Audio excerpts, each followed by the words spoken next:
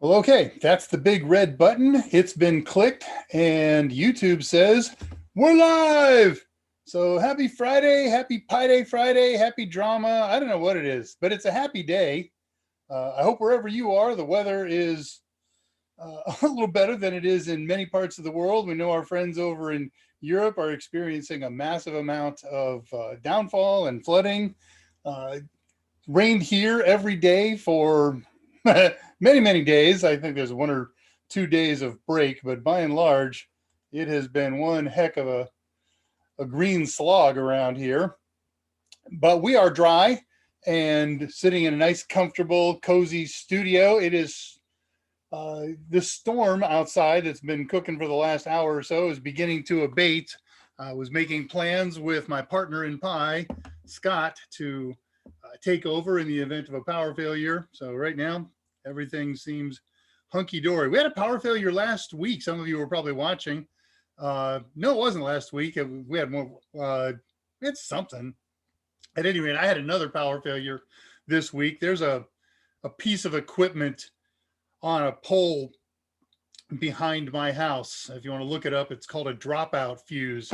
It's a barrel that holds some kind of flexible fuse, and when that fuse blows for whatever reason, uh, that particular chunk of power serves 9 houses that surround me, 5 on one side and or 4 and 4, however it works out. I'm in the middle of them all, and when that goes, the 9 of us all go out and say, is somebody going to call the power company? And we don't have to call the power company. It, there's the monitoring system. If you're into Network Plus, you know about SCADA and ICA and all those other goodies. Their system, thank you, Scott. Their system monitors and knows when a segment drops out. And nonetheless, we go through the silly exercise in calling them, and they said, we know, and we'll have somebody there within, I guess it was like 5 or 6 hours at the time the phone call was made. And then, much to our joy, it happened in about an hour and a half. So, I don't know what that was. Hey, nonetheless, it's 2 o'clock on Friday, and we're here on the Total Seminars YouTube channel, and that means we're getting together to talk about all things technical, anything CompTIA oriented, anything computer, anything technical, and of course, how we can use our friend the Raspberry Pi in our pursuits for greater education, whether you be pursuing certifications or just want to have some fun with pies or learn more about tech. That's what we're here for. We have lots of exciting stuff going on today. Great news. I got all the details worked out about the anniversary show. I'll share those with you and what you need to do. Some of you are already doing some of it, and it's going to be a fun day. I am David Rush. I'm the senior instructor for Total Seminars. You will know Total Seminars as the #1 creator of study books and materials for CompTIA A+, Network Plus, Security Plus, IT Fundamentals Plus. The books are written by Mike Myers himself, president of our company, in conjunction and cooperation with our chief editor, Scott Jernigan, who is an author in his own right, as well as Mike's editor and sometime co-author. Scott is with us today more than in spirit, but not on camera. He's working the back channel here. So by all means, he's already posted his first post. That means he's reachable. So if you do an @Scott, you'll be able to communicate with him on the text room. As being David Rush, I am the senior instructor for Total Seminars. So we do stand-up training where it's appropriate. We have government contracts. Scott's doing a government contract job logistically and all the other fun reasons involved. He gets to go out and do that job. And I guess I can stay back here and work on the book. If you'd like me to take over and write while you're gone, Scott, I look forward to doing it. And if not, I know you've given me plenty of other projects. But when Scott's not doing it, and it falls to me. And there obviously, since we've been locked down, have been few opportunities to get out and do stand-up training with government, with corporate entities. I have done in the last year or so, a year or two before shutdown happened. I was spending a lot of time in school districts teaching teachers how to teach the various topics that we have expertise in. But here at home now, we're locked down, so I get to do this, talk with you in electronic format and whatever other opportunities present themselves. And there's always plenty of work around here. The handoff of the mighty red pen. No, I would just put things in that you would have to apply the bloody red pen to. Okay. Well, this is an Ask Me Anything. This is, in fact, what we call drama or dramas. Dave Rush, Ask Me Anything, and Scott. Man, I had this brilliant idea the other day. Now, I won't sidetrack on that yet, but I'm coming back to it. So the goal of this thing is for you to ask me questions. We spend 45 minutes to an hour or so on the first half of the show doing questions and taking comments, updating on news of the day and talking tech and things like that. And then for the second half of the show, we do the big project of the day. This is a fun project. Some of you I had given a heads up a week ago on what the project was going to be. It changed. So I got a new project that we're doing today, and I'll explain what changed and what it was going to be and all of the stuff that surrounds that before the end of the show. So how do you ask Dave and or Scott questions? Well, we're live as I speak to you on Friday afternoon, and there's a YouTube chat channel window open. So you can post your thoughts, your comments, your questions in there. If you have a question or a thought or a comment that it's not possible for you to put in there because you're shy, because it's too long, because you're not watching live, perhaps you're watching this on one of the archive shows, there are other ways to contact us. And I look forward to getting questions offline. How do we do this? You click on that and you click this. And so you can contact myself or Scott, or even Mike Myers himself via email. Yeah, that old-fashioned, not quite as bad as snail mail, but it's definitely becoming passe to email for certainly folks younger than I. But you can reach me since I am Dave Rush and I work at Total Seminars. You'll find me at daveR@TotalSem. You can also use my personal email address, drushtx@Yahoo. You can contact Scott Jernigan. He works at Total Seminars, so Scott J at Total Sem. Anybody want to guess how to contact Michael Myers? He works at Total Seminars. That's right, Michael M at TotalSem.com. We all Steam. I've been doing a little more lately than I've been able to in the last couple of years. So you can find me on Steam as drushtx. You can find Scott as Scarheart.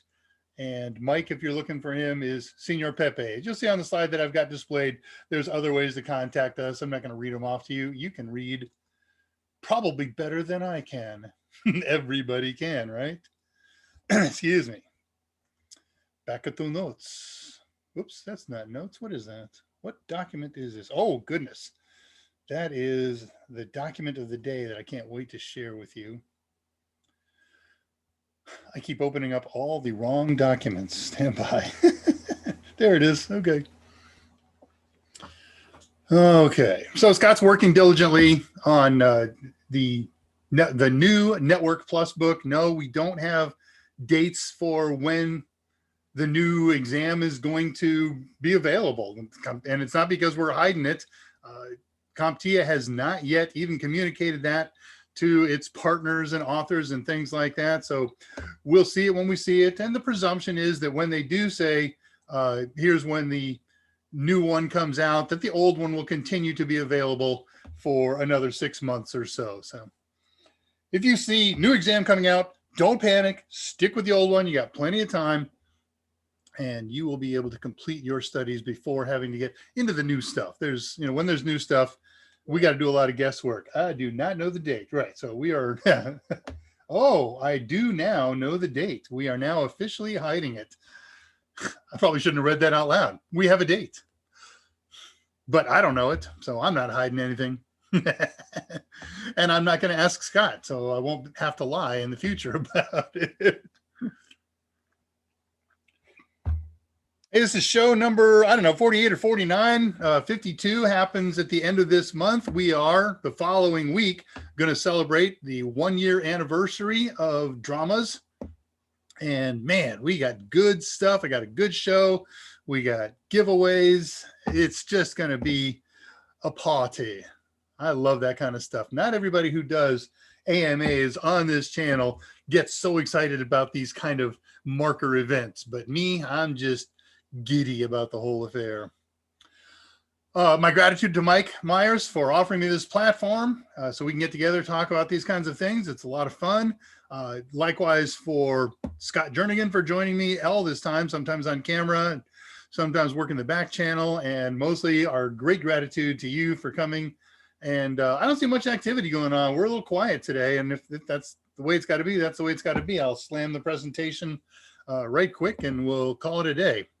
But you want to start turning up here. You want to start finding out about what's going on with the big anniversary show on August 6th.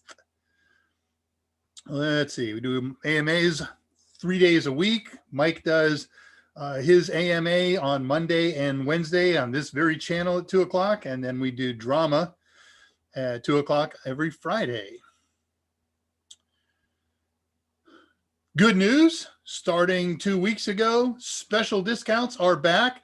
We don't advertise these things. The only people who know about them are those of you who are watching Mike's AMAs and my AMA. So the special this week right now, as we speak, AMA special for the week, 50%. You know what? Let's stick the slide up.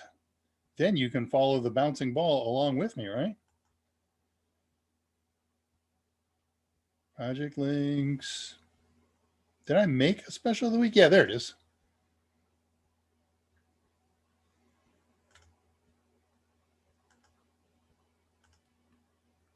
All right, so the special of the week is either Total Tester. You know what, Scott's going to correct me if I'm wrong on this, because the way I heard Mike say it, it's either Total Tester or the associated Total Sims bundle. But the text that I have here just says Total Tester. No, that's right. Total Tester / Total Sims or Network Plus Total Tester / Total Sims. So you got it's a bundle, practice test and Sims. So all you got to do, they're already cheap and we're offering them at 50% off. So if you would like to take advantage of the current set of A+ Total Tester test question bank and the Total Tester test engine, which is just an amazing thing. You can set it up in all kinds of different ways, including simulated tests. So it will give you however many questions you specify, 90 questions, 100 questions, whatever it is, in the time allotment specified. And what's really awesome about it is the questions are organized into domains, right? A+, each exam has 5 domains. And so, and there's 20% of domain 1, 20% of the questions, and 23% of the questions come from domain 2, and 16.5% of the questions come from domain 3, whatever that breakdown is. Well, when you say test mode, CompTIA simulation practice exam mode, whatever the title of that is, it will deliver the same percentage of questions from those domains. So really useful, really practical. You want any of this goody stuff, head on over to totalsim.com, load up your basket. There we go.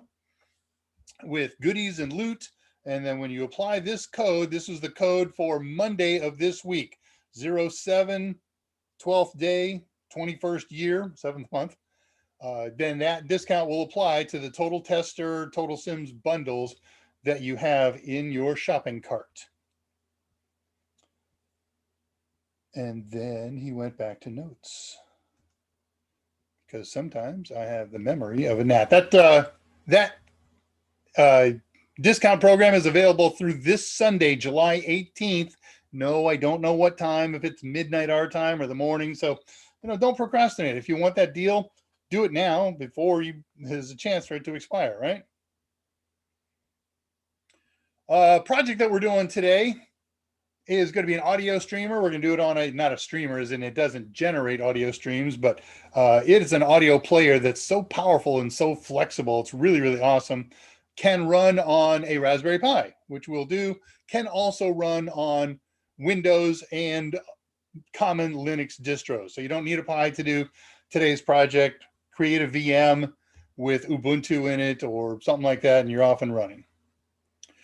The Pi Square server is open. Let's get that link up.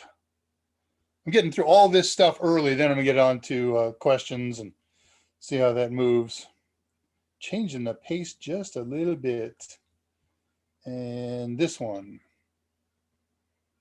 And this one.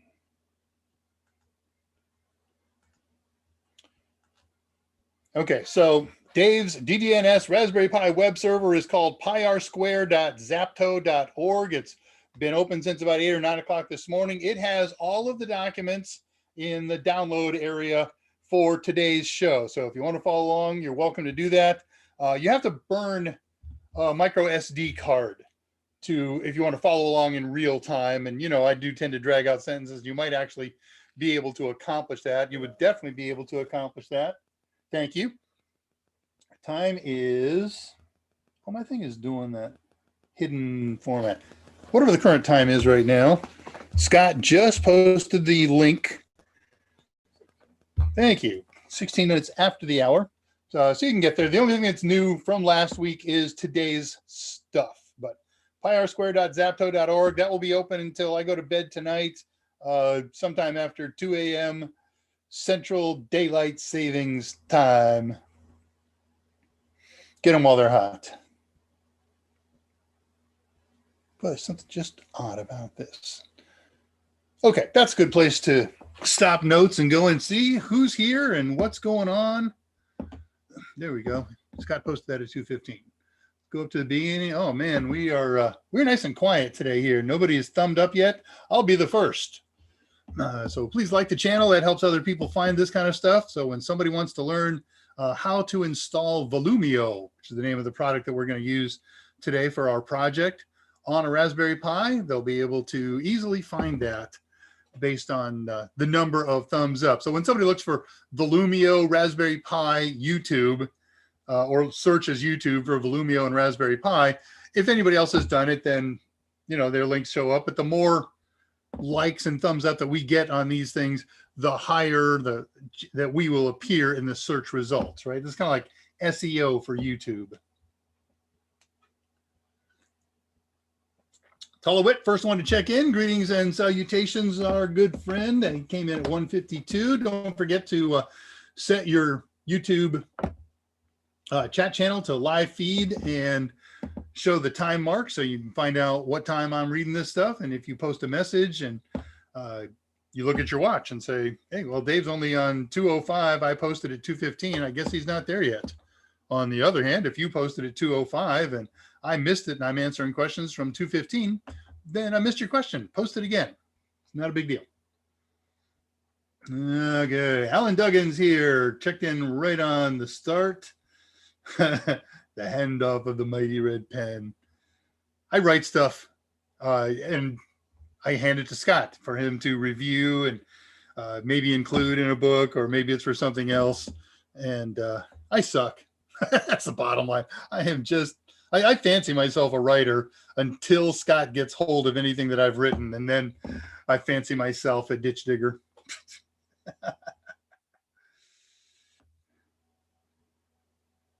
Eric Sinzanauskas is here. Hope I got that pronounced right. I'll bet I do. But if not, send it to me phonetically, and I will try and repronounce it.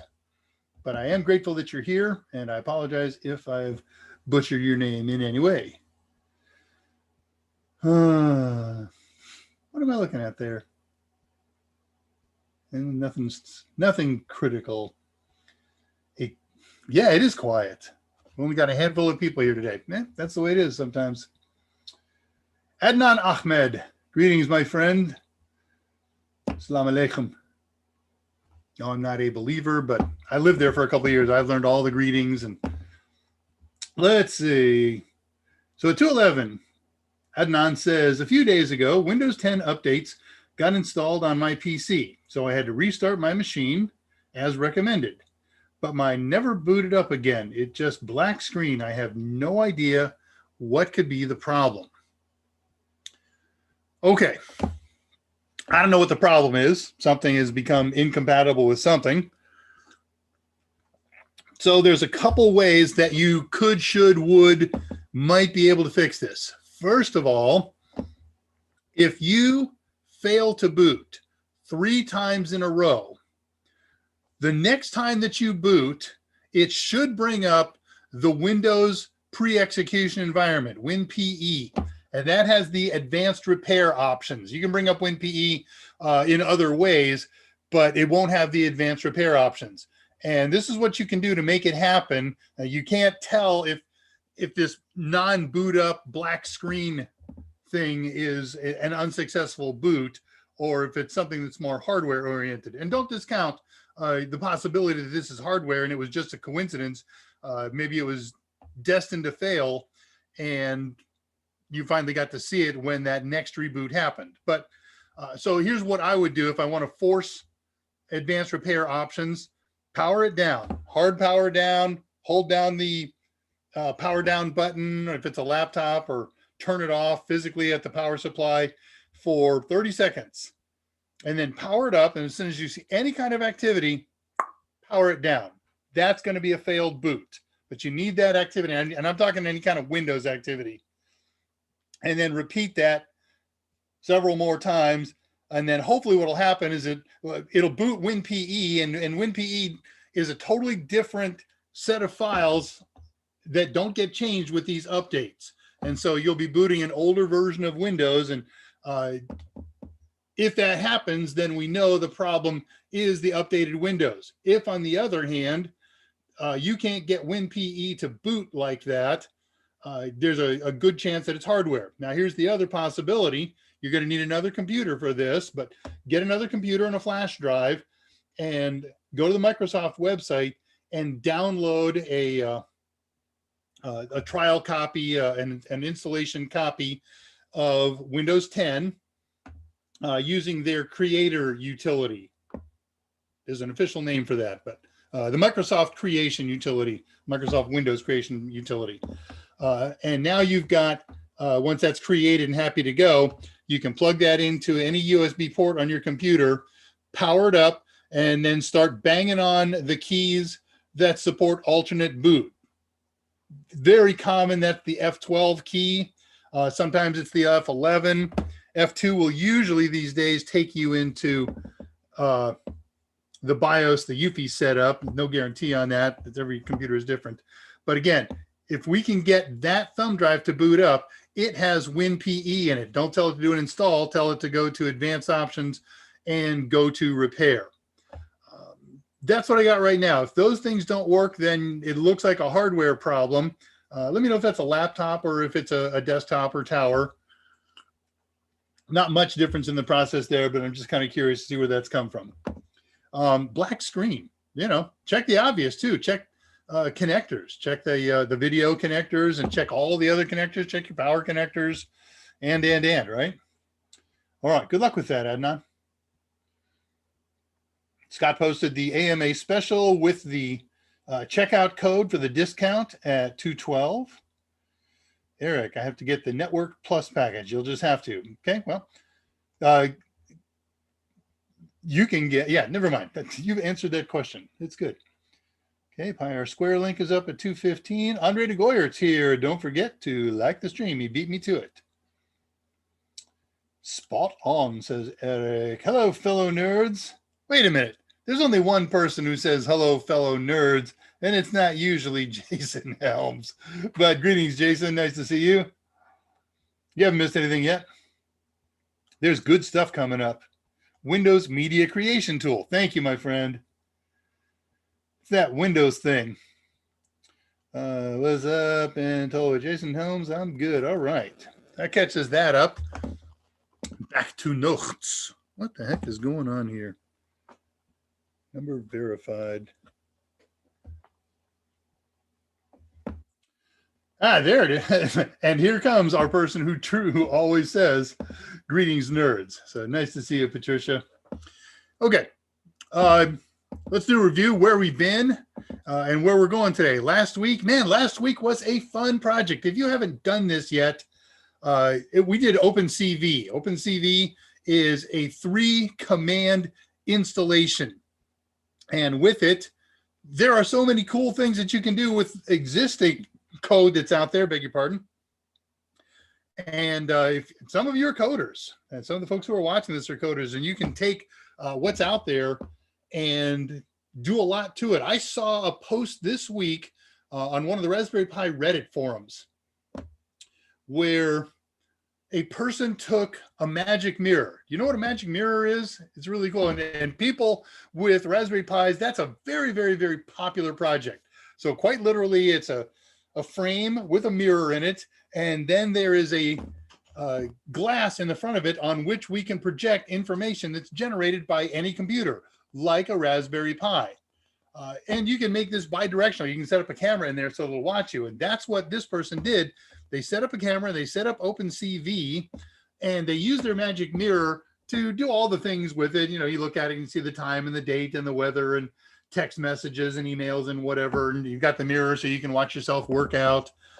And because this person hooked up a camera to it, they set up OpenCV as well.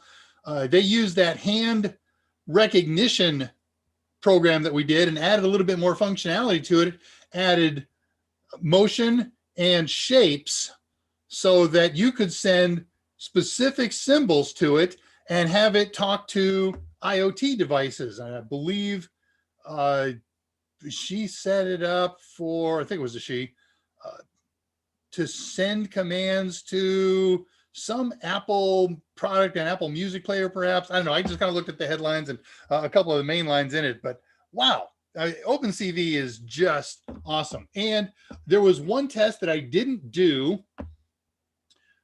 And I checked this out either the night after our last drama or the next day, whatever it was. I disabled the Raspberry Pi camera interface and plugged in a traditional USB webcam and ran all the labs on it. They all worked just fine. There was no changes. If you got a video source, then it says, I'm going to work with it, but don't have multiple video sources. So if you've got a Pi camera, turn it off, disconnect it, just disable the interface. You don't have to disconnect it and you're off and running. Or if you want to switch to it from your USB cam, do the opposite. So that was last week's project, OpenCV, Open Computer Vision. This week, wow, I rewrote this and saved it, and I don't know where the heck it went. That's all right. I know what this week's project is. This, in a word, it's audio. Audio touches both Core 1 and Core 2 objectives, and because we're going to do it over a network with streaming protocols, it touches Network Plus. So that's going to be the technical side. I'm not going to focus real hard on that. What I'm going to focus on today is the project itself. We're going to take a program called Volumio, which I've been running here for 5 to 6 weeks, and I've got it all functioning now, doing everything that it should do. I don't know, well, you can see this in the lighting conditions right now, but that's my Volumio box. And I'm on delay, so I can't see if you can see the light up. There it goes. Okay, you can see the light up there a little bit. And what Volumio is it's an audio player. It can play local audio files that are stored in its direct connected storage devices, its micro SD card, or if you've got USB hard drives or flash drives or SSDs or whatever, it'll play those. It can play anything from an SMB share that's saved on that. And there's a whole bunch of streaming sources available already on it and ones that you can add, including everybody's favorite friend these days, Spotify. So we're going to be looking at Volumio. And I'll give you a heads up on this now. You can't install in any kind of easy fashion Volumio as an add-on program or application. You want to do this as a fresh burn of their image on a micro SD or whatever boot device you're using for your Pi. This is going to be fun. News, tricks, and techniques of the week. So anniversary show, August 6th. It's going to be a great show. I am anticipating doing what I wanted to do today, RetroPie. And let me tell you a bit about that and what happened and why we switched. So the evening that we finished the show last week, I sat down and was brainstorming for a project. Didn't have one in mind. I'd done 3 good ones in a week and thought, okay, well, next time I sit down, I'll come up with 3 more good ones. And that was the one. I thought, oh man, RetroPie. Everybody's wanted to do this. We've been doing this show for a year. Hey, let's do RetroPie. It has almost nothing to do with CompTIA. It's just pure raw fun. And so I started writing. I had reading the tutorials, and it's all written. It's ready to go. And then on Tuesday night, I said, okay, now it's time to start the labs and making sure they all go correctly. And what I have learned is that RetroPie is very video intensive. So video intensive, in fact, that anything else that you try to use on the Pi that needs video services will be put in the 7th circle of hell as far as performance goes. And that's a problem for us because we've got to capture video through VNC and then once again recapture that and send it onto YouTube. And I was getting somewhere around 2 frames per second. And as I looked at and researched the problem, it looks resolvable, but it didn't look resolvable with the time that I had left for the rest of the week. Huge project popped up on Wednesday, and I had to work it Thursday, Friday, and putting in a lot of hours on it. So there was no development time into doing that. But I've had this Volumio thing mostly working for a few weeks. And so Tuesday night, I attacked the final problems of it. And by Wednesday night, I had them all worked out and doing labs. I took them with me to the office and played with it or made it my audio streamer while I was working on the new project. And it's just great. So I wrote it all up last night, wrote the labs and everything. They've been going like gangbusters. And so that's what we're doing. That's why we're doing it. There are lots of folks out there who are successfully doing YouTube videos showing RetroPie. RetroPie is a gaming system, by the way, if you're not aware. So I will get in contact with 1 or 2 of them and find out how they did this and how they did such good captures. If they can do it that way, then I should be able to do it live. And if not, we'll find some alternatives. Okay, that finished that. So anniversary show, giveaways, and I expect to do the RetroPie episode on that day. We're giving away all kinds of goodies. We'll be giving away Total Tester, of course. It's our standard. I'm going to talk to the powers that be upstairs, see if we can get some Total Sims in that. I'd like to do maybe 3 sets of Total Tester, maybe 3 sets of Total Sims, and I got approval to do 3 Raspberry Pi kits. So those and Total Tester in the bag. All we got to do is see if I can get them to let me do Total Sims, and we've just got a heck of a giveaway program. And so let me tell you and show you how we're going to do the giveaways. I'm not going to do Mike's technique where we ask a trivia question or a tech question and pick a winner from whoever types in the best answer. There's problems with that, and then Mike knows them. And there's a lot of cool things about that too. It's a great opportunity to discuss various tech. So, but let me show you how I'm going to do mine. AMA weekly discount, drama drawing registration. Okay. Ooh, didn't have that set up. So you are going to send an email. What you're going to do is you're going to pre-register. You're basically going to put the electronic equivalent of a ticket into a hat. All right. Share screen so you can see this. And so what you'll do is you're going to send an email to pi@totalsem.com. I have to get that email in by midnight Central Daylight Savings Time on August 5th, because every night I got to go in and cull through the inbox, pull up the emails, extract the information so that it can go into my electronic hopper, my electronic bingo ball, and get them all numbered so that they can be drawn from the hat. You must include in your email the following information. First of all, your YouTube. It doesn't have to be in this order, but this does work nicely if you do it all in order. So if you'll do on one line, you really make this easy for me if you do this the way I'm requesting it, but I'll suss it out if I don't have to. So give me your YouTube moniker, your Tullowit, your RedTuber, THR33, exact match to whatever you're using here in YouTube. On another line, your first name and your last name, your actual first name and last name. We're going to need that because we're mailing stuff to you or sending it or shipping or whatever. I know it's in the email already, but again, it makes it easier for me to extract if you will put your email address textually on the third line, and then your mailing and or shipping address, and do it all on one line if it's possible. If not, again, I can extract it, but it's quite the pain. And this way, what's going to happen is we're going to take all of the entries. They're going to get a number, and I'm going to use a random number generator.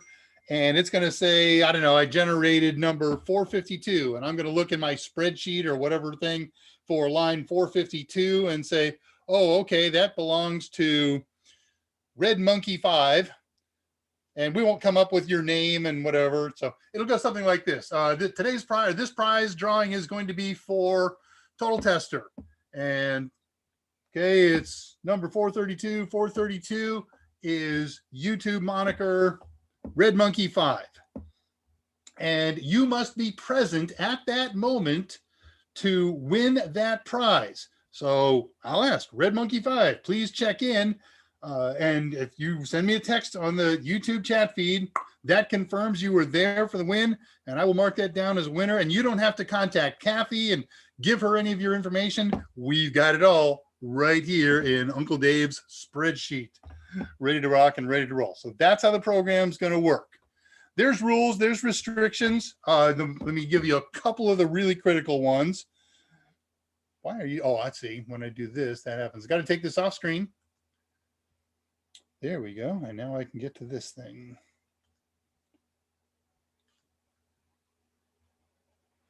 All right, contest rules. Entries must be received by midnight on August 5th, midnight my time, Central Daylight Savings Time. One entry per person and or address. That's it. Your YouTube name and your name, your address. Post a Discord link. Thank you very much. At time mark 2:37. Very good. And entries must have all those fields: your YouTube name, your first name and your last name, your email address, and your shipping or mailing address for it to be valid. If it doesn't have those 4 fields, I delete the email and it disappears. All right, a couple other general restrictions. They're the usual things. We decide what's right and what's wrong and how the rules go and if they should be changed, but it's straightforward. We're going to do everything we can to be fair and open and honest with you. We'll announce what the prize is going to be. I'm going to randomize them. So sometimes it's going to be a Raspberry Pi kit and sometimes it's going to be Total Tester and hopefully sometimes it's going to be Total Sims. You get the idea. Man, I'm excited about this. We're going to have so much fun with this exercise. All right, back to notes. This is winner must be present. Have I mentioned winner must be present? You got to be there when I draw it. If I draw it and I call for Red Monkey 5 and Red Monkey 5 doesn't respond within the next minute or so, then the prize goes back into the hopper. That entry gets removed from participation. We're not going to draw it again. And we'll just do another drawing and keep doing that until somebody is present.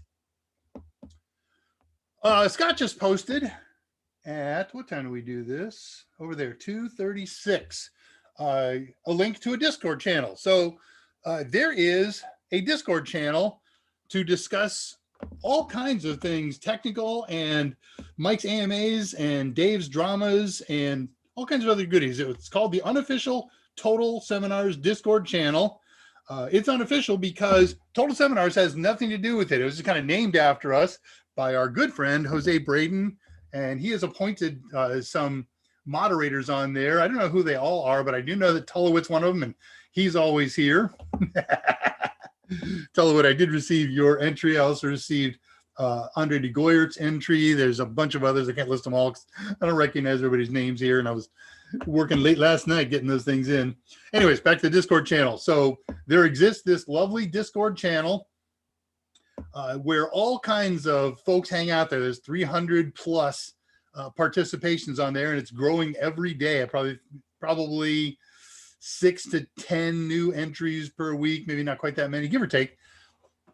And you can join there and ask questions, answer questions, chat with folks. So if you've got anything you want to talk about that we talk about on our shows, if you've got a computer problem, if you want to look for a study buddy for CompTIA, if you want to talk Raspberry Pi or Linux or Kali, there's all kinds of sub forums on there. There's folks who hang out there 24 hours a day just waiting for a wonk. And what's really cool is after Mike's shows, and on rare occasion, but I've had less and less opportunity to do that after this show, one or more of us may get on with mics and cameras, and lots of the regulars there do the same thing, and we get together and have a little video roundtable. And sometimes we talk tech, and sometimes we talk recipes and all kind of goodies. So Scott posted an invitation link at 2:36. Just click on that, and these invitations are good for a few days, and then they expire. Except they always seem to expire. This may have been generated 5 minutes ago, and you click on it, it says that link has expired. That's okay. Don't give up. Somewhere on that page is a continue anyway, and continue, and you will be welcomed into the server. There's really, really lots of good stuff, and I encourage you to join that Discord server. It's good stuff. I guess in the spirit of openness and honesty, I have had to disconnect from the Discord server for a very strange reason. I have an addictive personality. I'm one of the guys who's logged in there 24 hours. And as I'm working, I bounce from this project to this project. Oh, haven't checked Discord in the last 6 minutes. Got to go over there. And then if there's something going on that I can participate with, that I can answer a question, I do. And sometimes that means I got to stop and do research and do a rabbit hole and all of that wonderful time. I love everybody there and I love doing it, but that's my problem. That because of all my love for it, I spend way too much time away from other projects, prepping for dramas, doing work that I'm supposed to do for Total Seminars. And so sadly, I've disconnected from it, and I apologize. I miss you all desperately and terribly, but it is for my own mental health. I've disconnected from 2 other forums in the same week for exactly the same reason. I want to kind of refocus my attentions and be a little more productive. So, but you can always catch me if you need me by email from that contact sheet. I'm daveR@totalsem.com or drushtx@yahoo.com. Yeah. Okay. Did that. Waiting on that. Archive website is up. So my Volumio machine is done. We're going to turn that into a project today. And then next week, I should have it integrated into the system. And I'll show you what I mean and why I mean.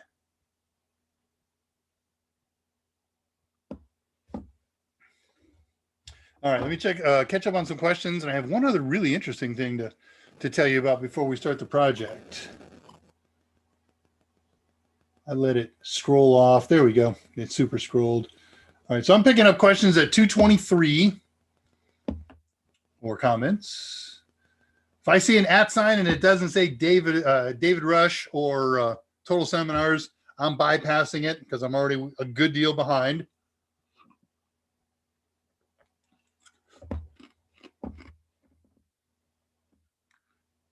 Okay, see check-ins, 224, Pack-O nerds.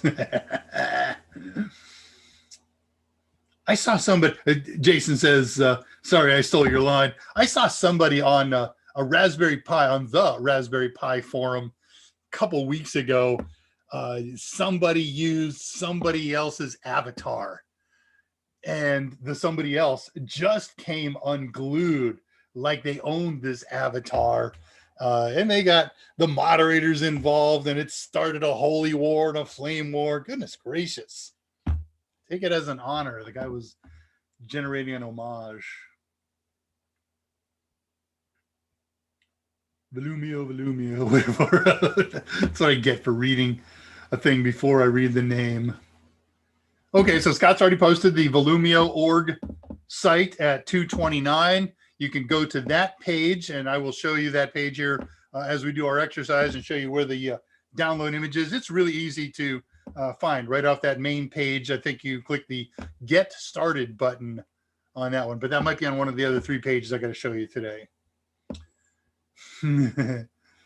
Jason Elms, I started RetroPie, but got kind of stuck on the part and haven't picked it up back. Okay, perfect. Well, catch me on the 6th, and we will do it together. I've done the install. It just goes like a Swiss car. It goes very well, actually. That's a good movie, by the way. If you know what, if you pick up the reference from that, it works like a Swiss car. The guy pauses. Working like a Swiss car. And you should be able to find the movie just from that line. Can a Pi be powered via PoE? Yes.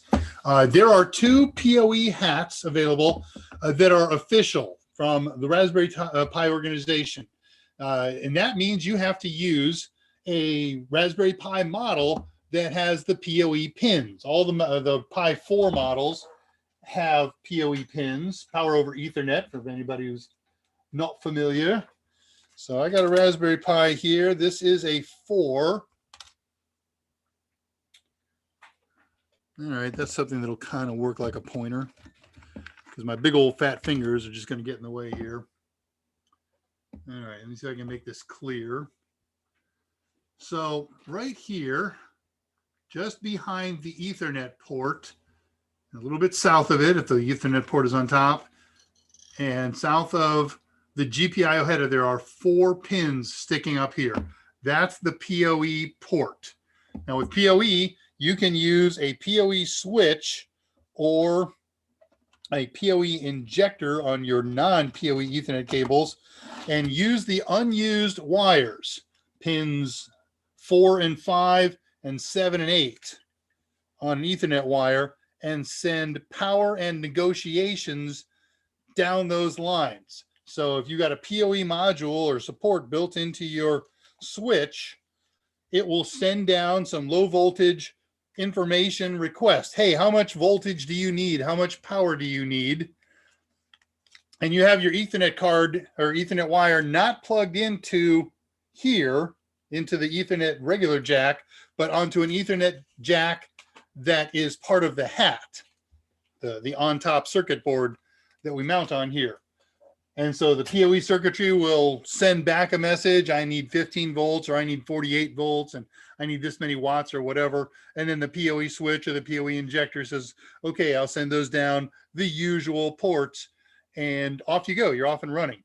Now, there are also third-party PoE hats that you connect up to the appropriate place, and then you have to use jumper wires to either plug into PoE pins or they natively plug into the PoE pins. But the short answer to your question is absolutely.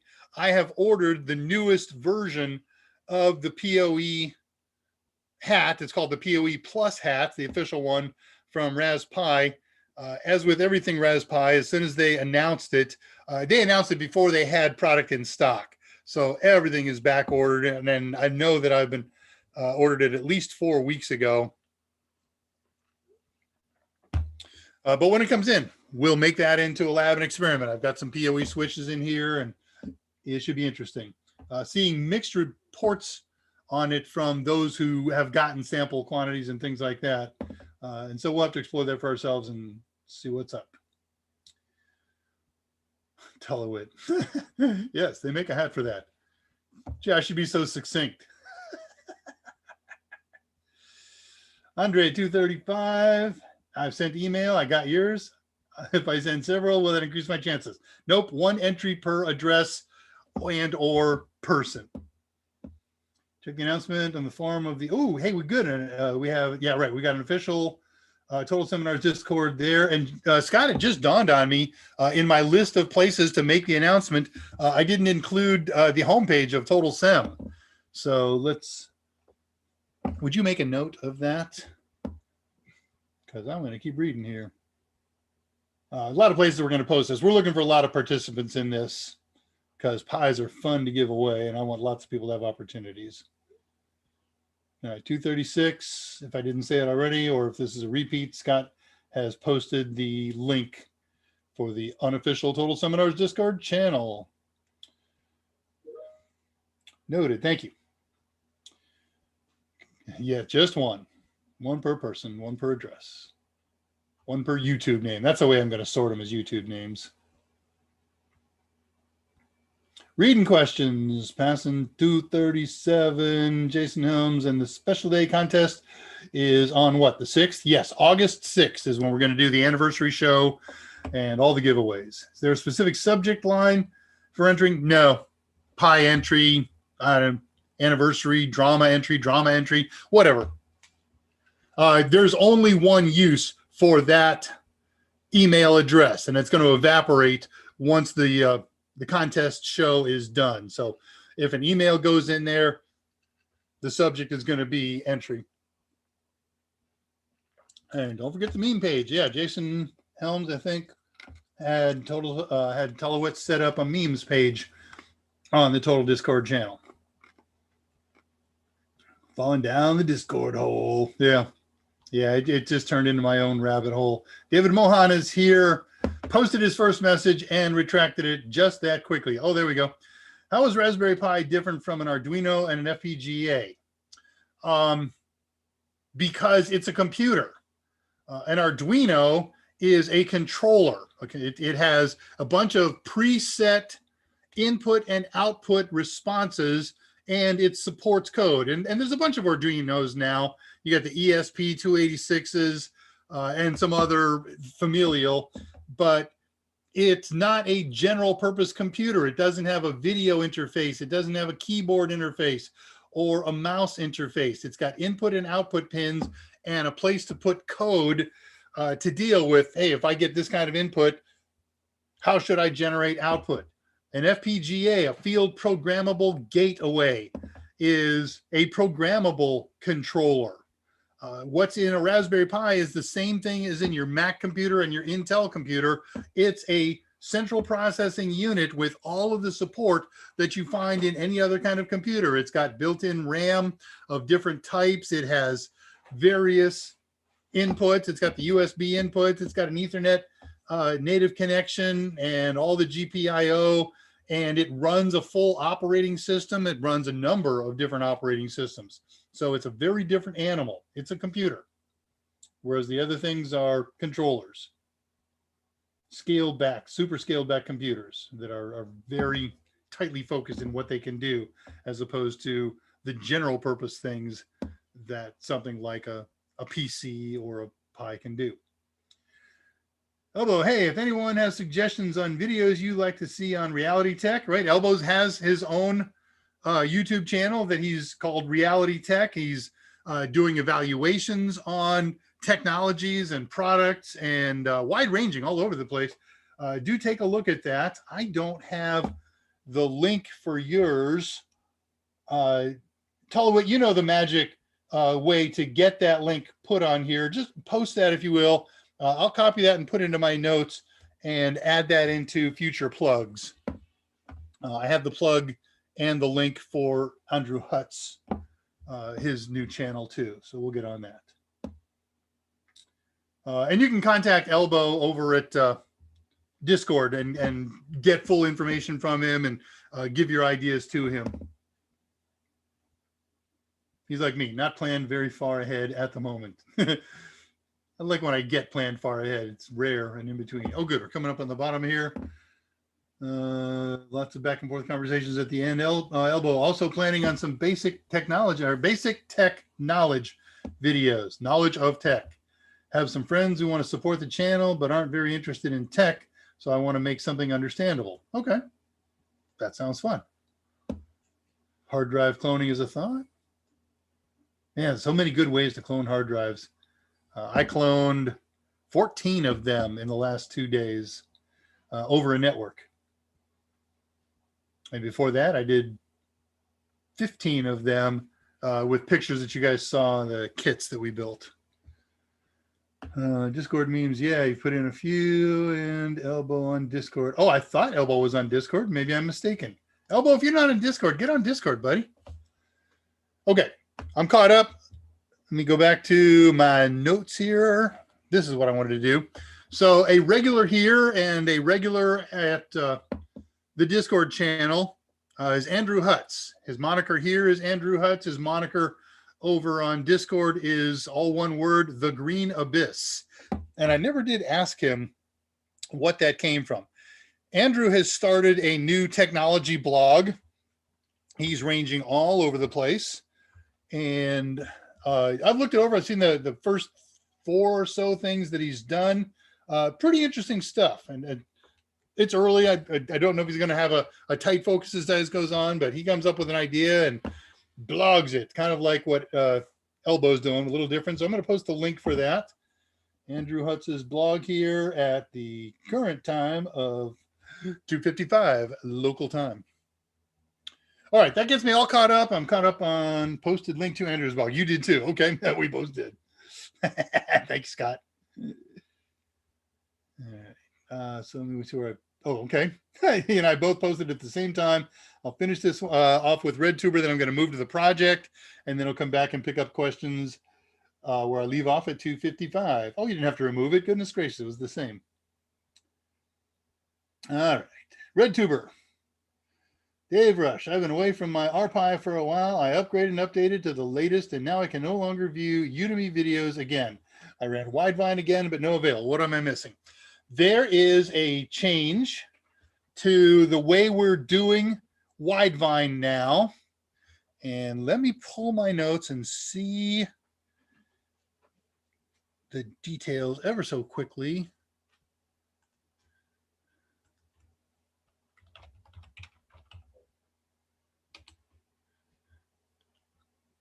Widevine install 3.16. That was in March. Plex server creation steps. Installing cooling, that was on 4.16. No, it was much more recent than this, 3.26. All right, it's changed, RedTuber. Send me an email. And tonight I will find the change. You can also just go over the Raspberry forums and look up Widevine. There's new stuff in there. And I think if you do a search on Discord, and if you're a member over there, Kevin Lopez posted the update on how and why and what's going on with Widevine. It's easier, better, stronger, faster, able to leave tall buildings and in lesser bounds. Oh, I'm sorry, I'm missing that. So let me throw this up here. It's the contact page. That's what I'm looking for. And then to the share page. And then to put the two together and click. So shoot me an email to either davar@totalsem.com or drushtx@yahoo.com. Copy and paste this same text. I'm going to do the same thing. I'm going to copy and paste this into my notepad. And so maybe I'll have the answer before you write me. And then when you write me, I will have the link ready to go for you. Click that. Open this. Put this at the bottom of that. And if anybody's got the answer before I do, if you remember what this was, man, I'm telling you, we did this 6 weeks ago, no more than 7, I don't think. There'll be an easy fix for that. Okay, good. We're caught up then. We'll do on then to Le Projet. Oh, is there anything here that I wanted to show you? I got the specials. I got the pi r square. I got the drawing. Okay, let me throw this up before we start the project, and we'll put all 3 of these in the link right now so you'll have them in advance rather than wake them up. So there's 3 websites that will make your life easy to do today's project. One is the actual software where the image is kept, and then the other 2 I'll get into. Let me share this. Click, click, click, and it was shared. Okay, so Scott already posted the website, https://volumio.org. Just go to volumio.org, and I'll take you there when I get there.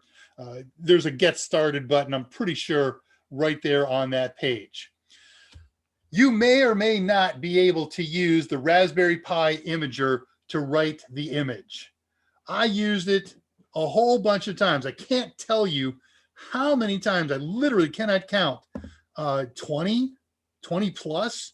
that I've re-imaged this thing. And all but one time I used the Raspberry Pi image utility to do it. But also every single one of those times I used the secret hidden menu that's in it to pre-set up Wi-Fi. Thank you. Scott posted the Volumio link at 2:59 again. So I never used it without the special additional functions and features.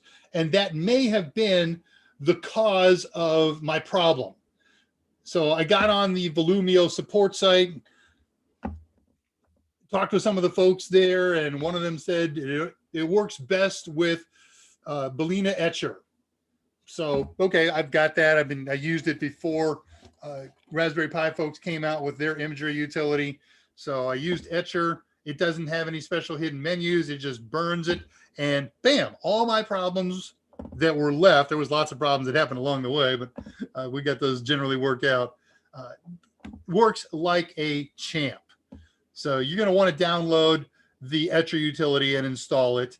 And then I'm going to show you something really super awesomely cool today. If you don't already have the FileZilla client, just the client, you don't need the server, I'm going to show you today how to use FileZilla to do an FTP session over SSH. It used to be a complex, horrible, evil, nasty project. Now it's a piece of cake. And if you have this, it's going to be very easy to transfer your sound files and your music files to your Volumio box. So Scott, I think I posted these other two links in the pre-communication that we did on the back channel. If you would throw those up, that would be great. And if not, I'll come back that slide and copy and paste them myself in just a very few minutes. I'm feeling like I'm from Atlanta today. All right, so the program that we're going to use today is Volumio. Volumio, thank you. Posting shortly. Very good. Volumio is an audio player. It can play audio files in all the usual formats: MP3, AAC, waves, OGG, Vorbis, lots and lots and lots of audio files. And you can keep those audio files on the storage device directly part of your Volumio machine. You can do them anywhere on an SMB server, anywhere in your network. You can set up an SMB server in your Volumio box. And that's about the only kind of other software that you can add besides plugins to the Volumio box. This thing is designed to be a single purpose box. It also supports lots and lots of streaming conventions. So it comes with over 500 streaming radio stations. It comes with a plugin for Spotify and lots of other goodies. So powerful, cool. If you use something like a touchscreen on it, this becomes a self-contained, completely portable unit. That was my goal for this thing, and it was going to be for myself. I was never planning on doing a show on this thing. I was just going to use this as part of my DJ efforts. But once I got all the problems worked out and the kinks, I said, oh, wait a minute, this is actually a pretty easy project and pretty cool. So are there any objectives? Yeah, lightly touched, and I'm not going to focus tightly on them. As I said, audio streaming is part of A+, knowing about the various different wrappers and file types like wave types and AAC types and so forth. And then streaming content over a network, that gets some mileage in Network Plus. How about hardware? This is not a CPU intensive program. A Raspberry Pi 3B Plus works beautifully. I've done it with 3s and 4s, absolutely no difference. Maybe more memory helps in some cases, but 3 works fine. It doesn't get hot. You don't need any special cooling on it. Works wonderfully. Storage, you can do this with a small card, 16-bit card, 16 gig card. I've got a 64 in that, and it's all about where you want to store your music and sound files. I'm not stunningly comfortable keeping them all on a micro SD card. They're not very resilient. I would much rather keep them on a flash drive, a USB hard drive or SSD, but you know, keep a good backup and maybe using a micro SD is fine. That's what I'm going to use for today's exercise. Bigger is better. The bigger your micro SD, the more resilient it is because it won't have to do as many read-write or write cycles over the same places.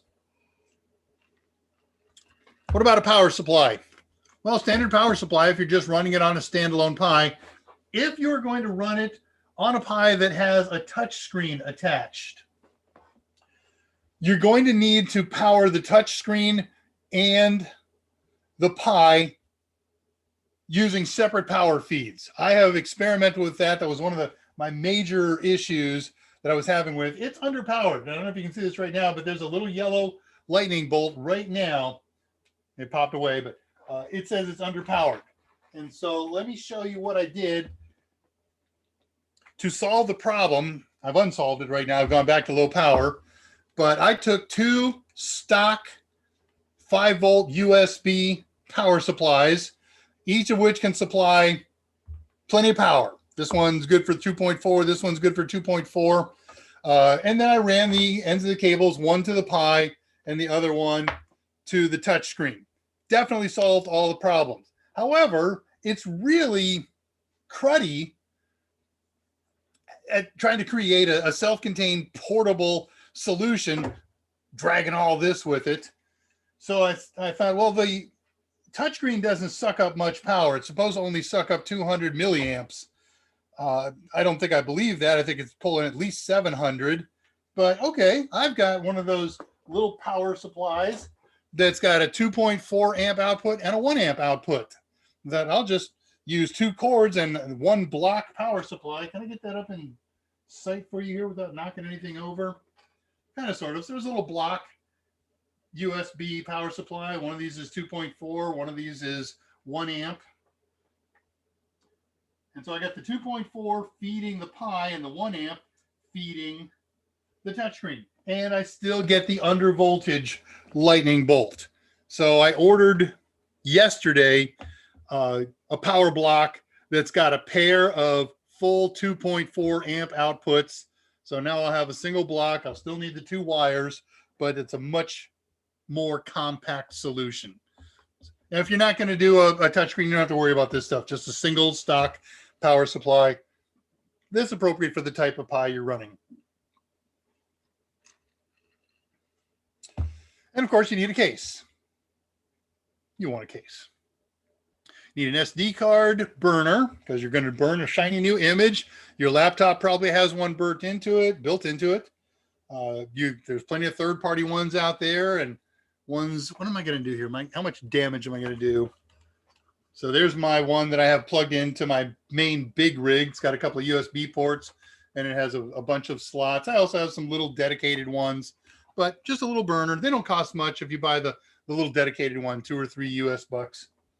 I think I spent probably $9 or $10 on the one I just showed you. You need a burning program, and that's where you're going to get, man, I've spelled that wrong every place that I put this. I learned the word Balena wrong. It's Balena, B-A-L-E-N-A, when I first read about it, and I have been mispronouncing it and misspelling it ever since. Let me show you the Balena website.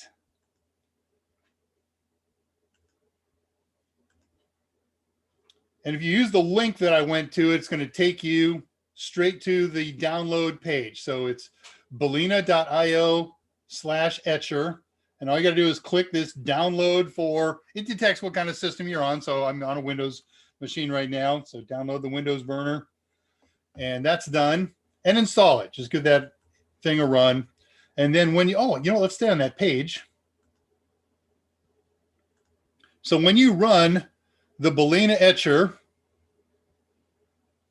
you of course start out by plugging in your micro SD card reader. You will have installed this program, and you'll have gone to the volumio.org website, hit that get started. That'll take you to the download page. There's 3 downloads there, and one of them is the image for Raspberry Pis, currently version 2.882, I believe.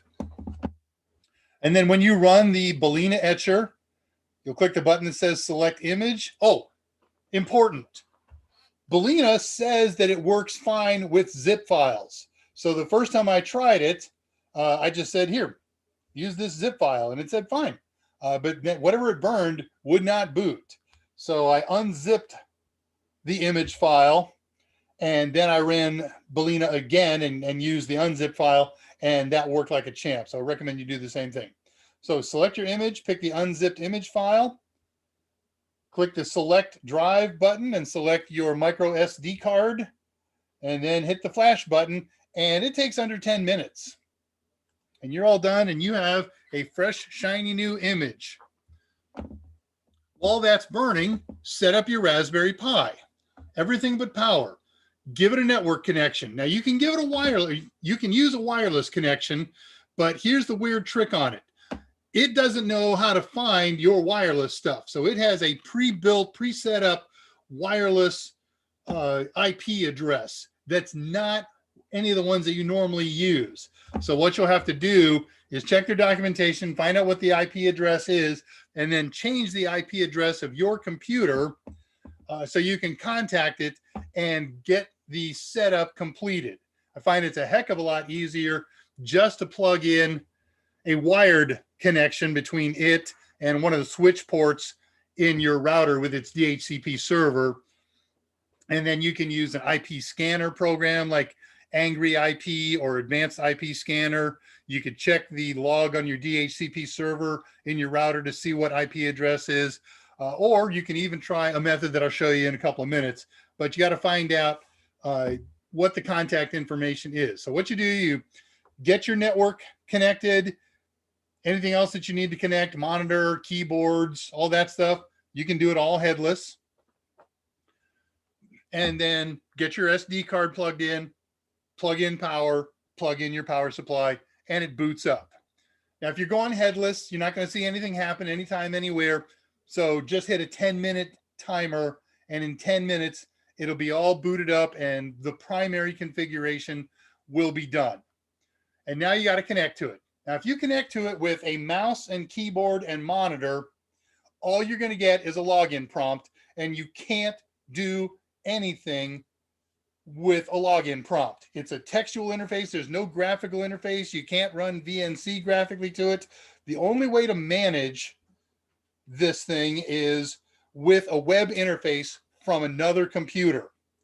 So that's why it's important that we find out the IP address, or this other technique that I will show you right here and right now. Let me open up a blank tab, share it with you.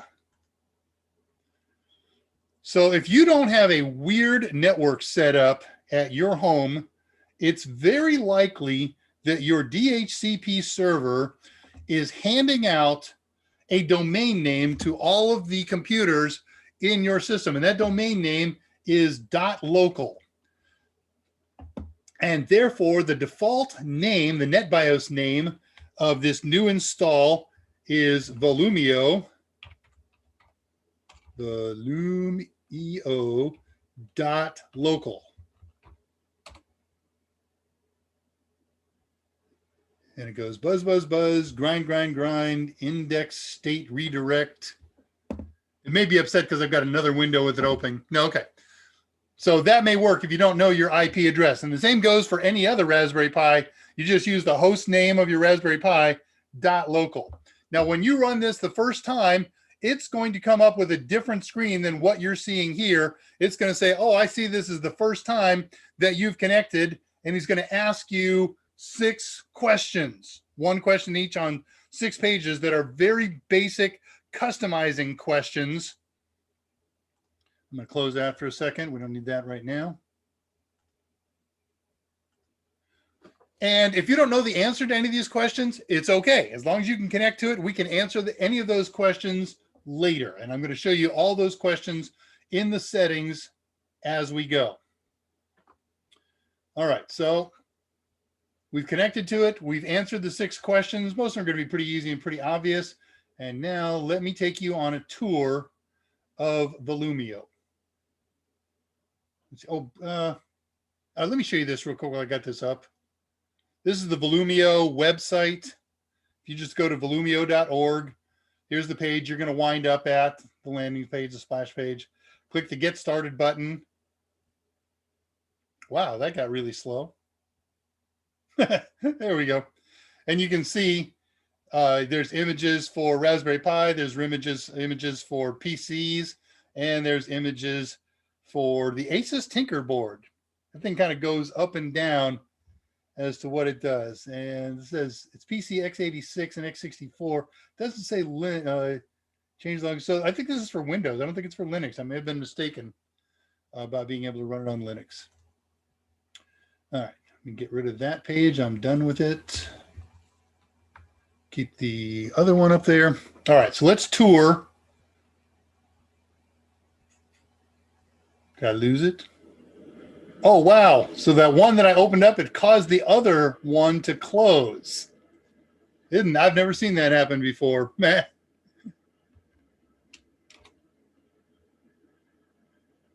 All right, so we'll share that again.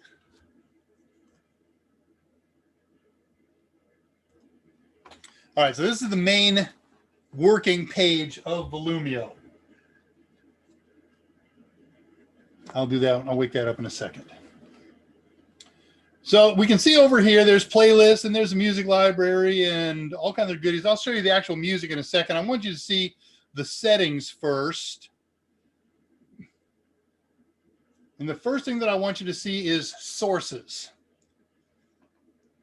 Now it has a file, a folder inside where you can save folders and music files in those folders. And you want to organize your music files into folders. You can see I got 67 artists and 70 albums and 100. That's not very big, but I want to show you how you get in here. And the only way not the only way, there are two ways for you to put files on the micro SD card when it's in the computer. One of them is to use a file transfer program like FTP over SSH or an SSH transfer program like SCP. We did a little bit on SCP early this year, late last year. And I'm not going to show you that. I'm going to show you, first of all, where the thing has to go. And then I'm going to show you how to set up the FileZilla client so you can access this thing graphically and move files back and forth. So we'll kill that share for the moment. I've downloaded the FileZilla client. Let me show you what you would do in order to download this client. You would simply go to the FileZilla website, filezilla-project.org, whack download.php, takes you to here. If you go to the main page, you can look for the downloads page and just download this Windows FTP client. When it's downloaded, install it. All done. Now this gets fun. So now I'm going to run FileZilla. And I'll share it with you. FileZilla client. Okay, here it comes. Now we share. There is so much coolness about to happen here. I hope you're sitting down. So what I'm going to do is I'm going to identify the host. I don't think this thing likes, you know what? Let's learn. Volumio.local. The login account name and the login password on the Volumio image are Volumio, all lowercase. So, okay, Volumio and Volumio. Now, normally when you do an FTP process, we use port 21 and or port 20. But we're going to do this over SSH. What's the port for SSH? Be thinking about that, and I'm going to type it in. And look at this. As I hover over here, I'm not going to move my mouse because it'll go away, but you can kind of see in that little box on the bottom, stop it.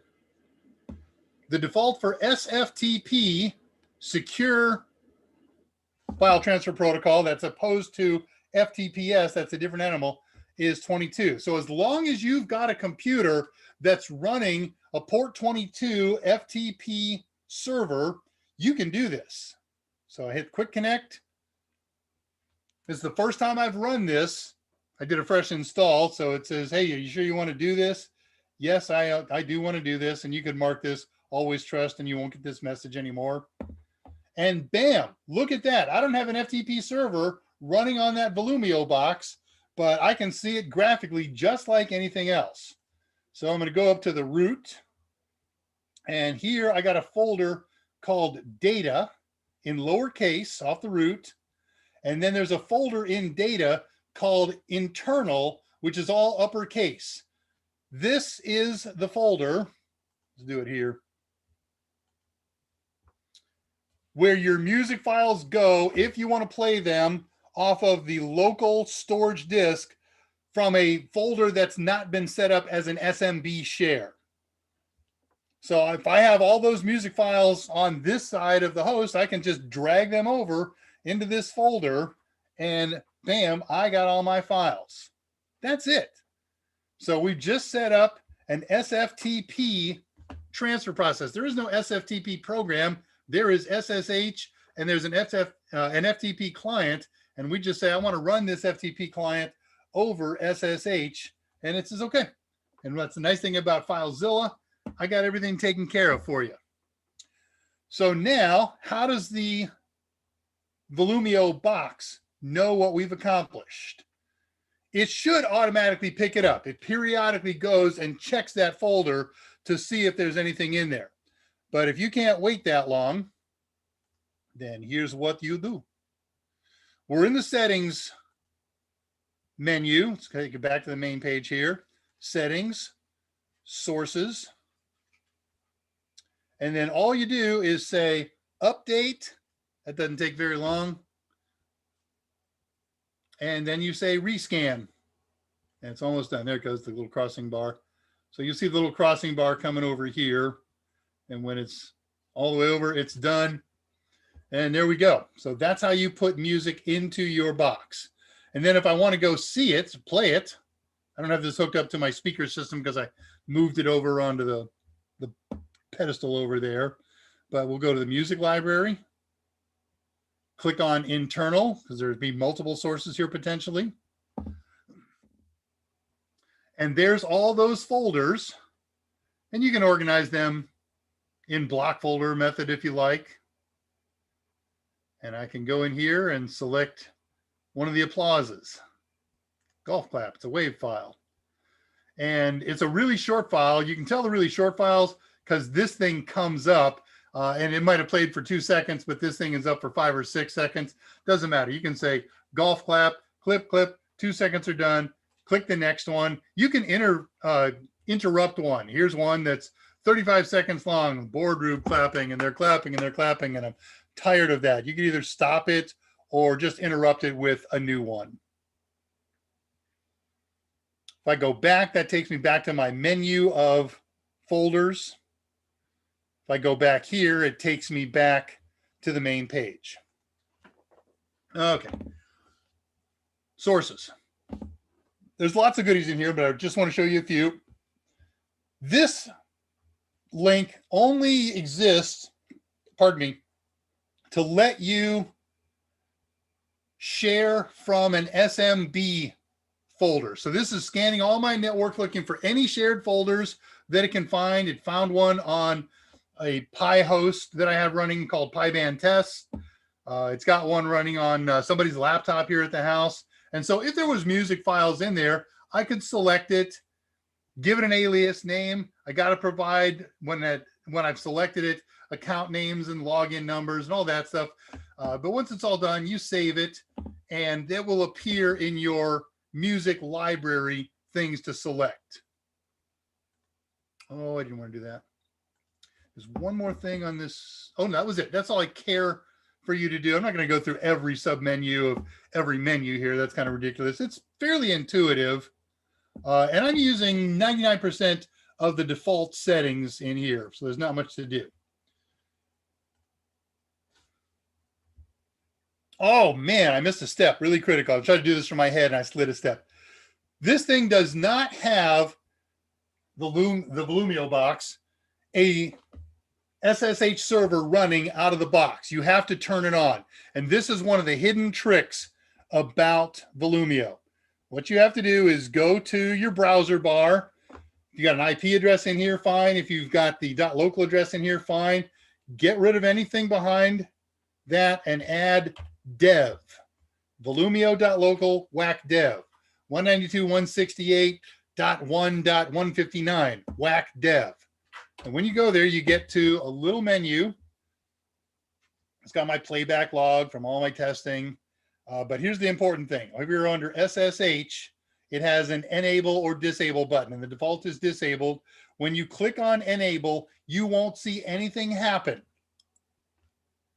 Just know it's there and you're all done. Now the SSH server is functional. You can use PuTTY to connect to it. You can do SFTP, whatever you like. So that's hidden. They don't show you that. You got to dig through the documentation or listen to Dave. All right, playback options. When you're playing music, this is one of the questions that they ask you during the initial setup. One of the questions was, what's your music source? They'll look for SMB input there. And here you get to choose between headphones or HDMI output if you have this hooked up to a monitor that's got speakers attached to it. So I'm using the headphones output. I'm leaving all these alone. They all work great. This is the one thing that I had to change. By default, it's continuous.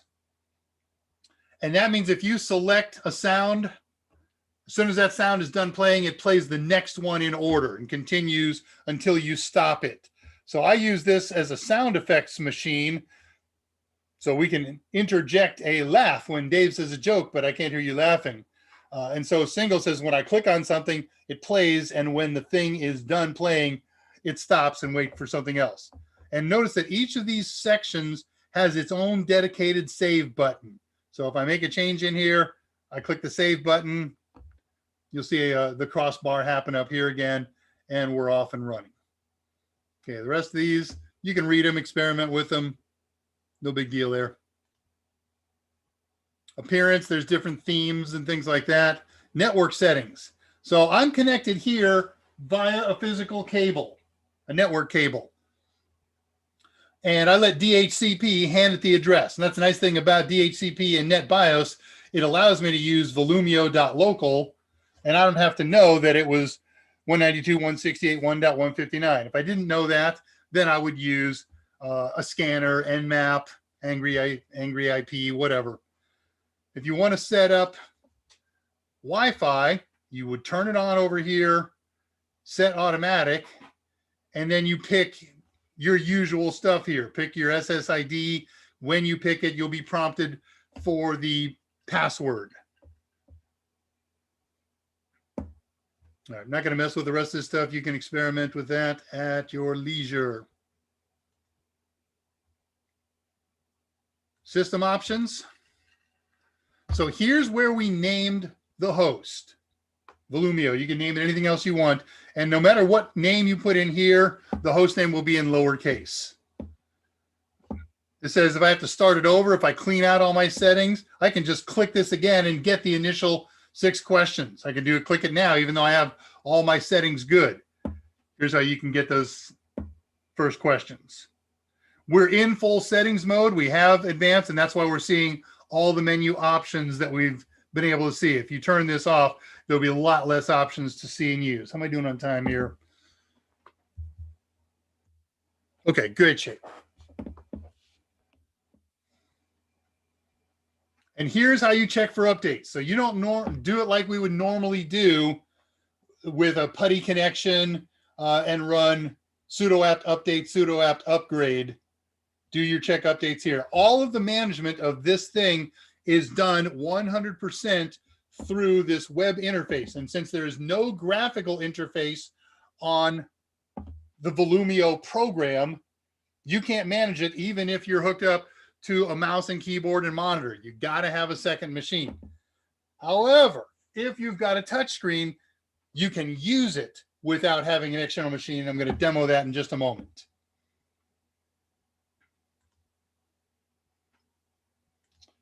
Plugins. So there's 5 categories of plugins, and I have a couple already installed, but I could go into the miscellaneous services. And since it's installed, I think it's already out of here, but this is where you find the Spotify plugin. And you would click on it, and it would ask you if you want to install, and you'd say yes, and then walk away. It's going to freeze at 70% for a long time, enough for you to make it think it's stuck. 20 minutes would be a good, safe walk away time. Once you've installed plugins, and there's lots of cool plugins, I have 2 of them installed, 2 different Spotify ones, and the touch display. So with the touch display, since I have a touch display, that's what's going to allow me to use this thing as a self-contained unit. I can take the audio output, plug it into a mixer board, play sound effects while I'm DJing, have a little sound bite in it that says, "You're listening to DJ Dave in the dark," or whatever I programmed into that. Once you've installed a plugin, then you can do various settings to it. Turn it on or off, make it active or not, go to different settings. How long will the screensaver last on that thing? Enable or disable the screensaver while it's playing music. You get the idea. Oh, I went back too far. Install plugins. Spotify, when you go to the settings on that, that's where you're going to set up your Spotify account name and password. I didn't have a Spotify account before this week, so I set one up, and it hates me. I've been able to make this work a few times, but not all the time. It's not working today. My kid comes in here, he puts his account in, it works. So it may just be the newness of my account to Spotify. Now, once you hit these guys and you hit login, let's watch it fail, or wouldn't it be really funny if it succeeded? Nope, it failed. But if it succeeds, 2 cool things happen. One is down here, you'll see a new entry, Spotify. And the other is, go to the music library and then go home. Then you would see a new Spotify icon here that you could pick from. All right, almost done with these settings. Then I'm going to show you how to play music, and we're done here. So there's the plugins. Oh, the rest is just alarms. You can set an alarm in here. You can give it sleep and shut down times. You can buy their premium version. They are always pushing their premium version at you. Free version works great. There's no ads or anything to it. You just get some more benefits. Okay, so let's go check out the music library. You're not going to hear anything. I don't have it hooked up to anything, but so I showed you this. I can pick various categories. These categories are all the names of the folders that I've created. And it's a single click. And you'll see, oh, it happened too fast. See if there's a long one in here. Garage door opening. That should take a little bit of time. There we go. So this lit up while it was playing. It's a 12-second play. And if I don't have a touch screen, that's cool. I'm going to start it again. I'm going to make it play again. You can see the title of what you're doing, some of the audio characteristics. You can control it. You can replay it. All cool stuff, right?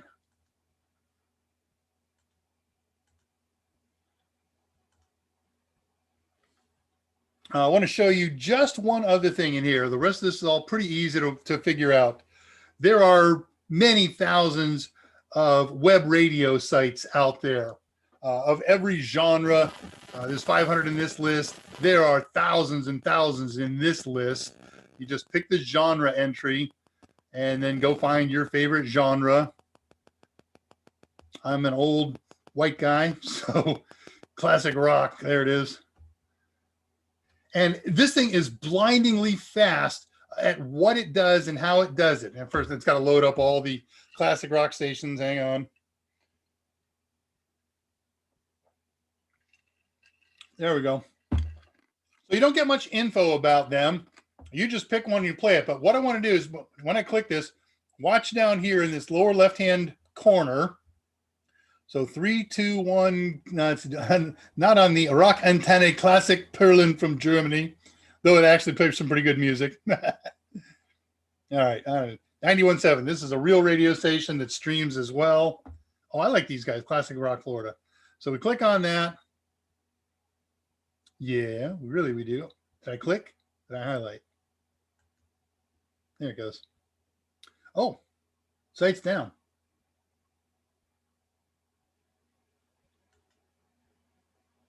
Hang on, picking another site. I clicked the thing 3 times, and so it's probably going to go through 3 cycles of failure. Give me a second. I've totally upset it.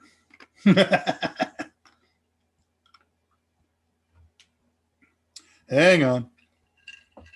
I could refresh this page and make it all go away, but I'm stuck with my 3 clicks. Okay, so down here, whatever station I'm playing 96 FM, Baru in Spanish, looks like. Playing Justin Bieber and Peaches. I see all that same information over here on my touch screen. And I can control it from either system. I don't need a web interface if I've got the touch screen. You can take one that you're playing and add it to your favorites. So over here, we can add, play, add it to a queue, clear it, add them favorites. Let's add to favorite. I don't think I've already got that in my favorites. And now we'll go back. Yeah. It's never been this slow. Only when I do a demo.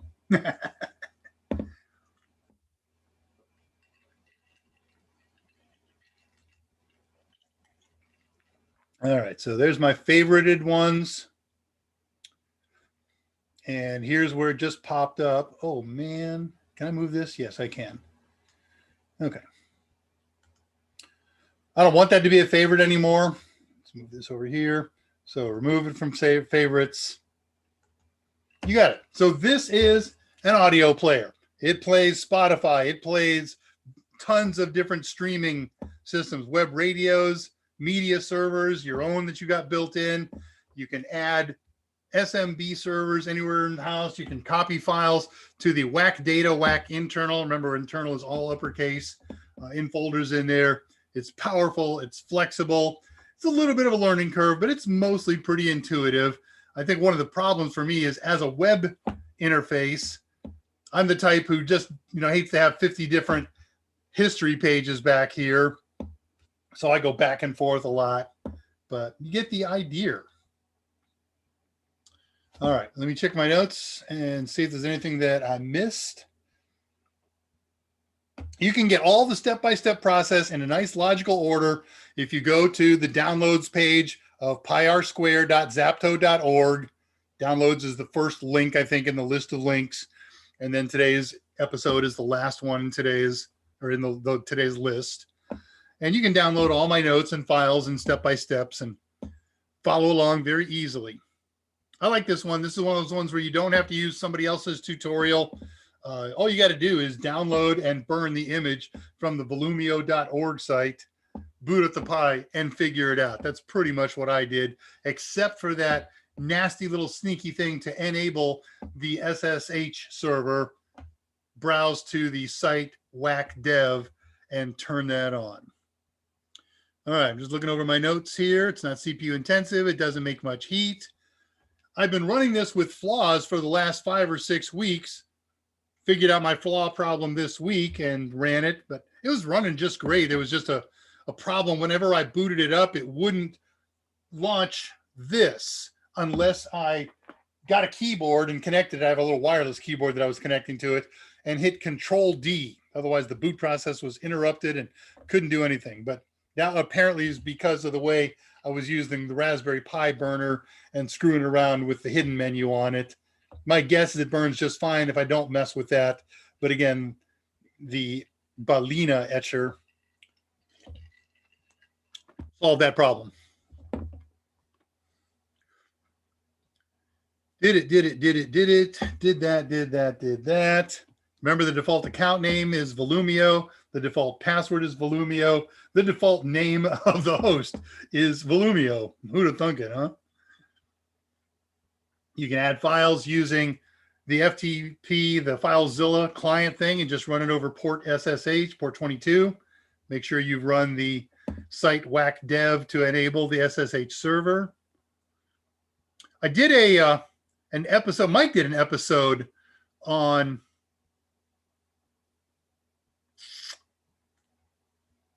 FileZilla. I did an episode on setting up a Samba server. I'm going to put that in the feed. So if you don't remember how to set up a Samba server and you'd like to, you can. I don't think this link is too long now. It's only 162 characters. We did this back in December of 20.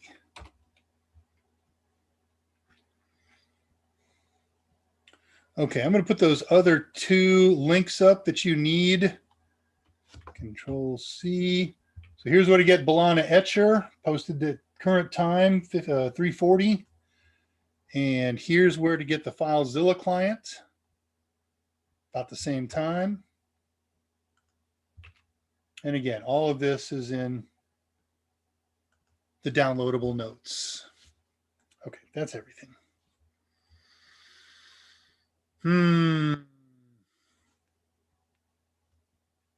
Nah, don't need to do that. Did that. We did the demo of FileZilla running over port 22. Remember, any server that's running, any host that's running an SSH server, you could do that file transfer thing with. It's not, it is secure. Okay, did the radio, did the rest of the settings. I talked about single play versus continuous play. And that means with 20 minutes to go, we have completed our project. I'm so excited. Let me move to this page and be ready for it. Good. All right, so let's see what's happened in Q&A while I was gone. We finished it up at 2:55. It doesn't look like there was much added past that. Ooh, I see a whole bunch of exchange going on here that looks like one of Mike's contest answer pages, just a whole bunch of stuff. Oh, Scott posted that stuff all at 2:59. Thank you, Scott. So I've duplicated your efforts. Apologies.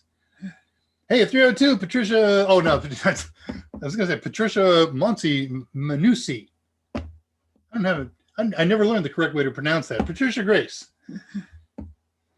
said her face. All right, Red Tuber left. I'm sure somebody said goodbye to him because that was 40 minutes ago. Manly Raspberry. Dave knows about rappers. Who'd have thunk it? Dave knows a little bit about rappers, but remember, my 21-year-old son has been experimenting with this and Spotify.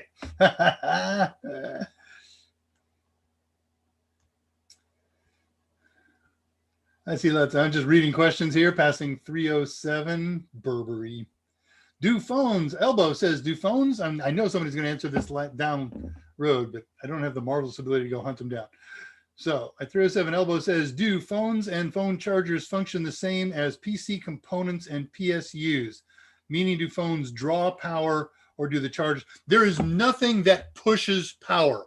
All power supplies have a capacity, and whatever they're plugged into draws upon that capacity. So if you draw less than its capacity, it has more capability. If you try to draw more capacity than it can provide, one of three things will happen. There's not enough capacity for the device to operate, and so it simply won't, or it'll operate badly. That's what's going on here. Not enough capacity in the charger, in the power supply that I'm using. And so it's maxed out the current. And when that happens, voltage starts to drop. So I'm getting voltage messages.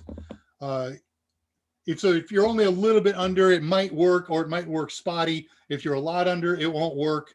And if you're a little under or a lot under, you may overheat the power supply and possibly burn components. As it says, I'm trying to give you more, Captain, but the dilithium crystals are all crushed.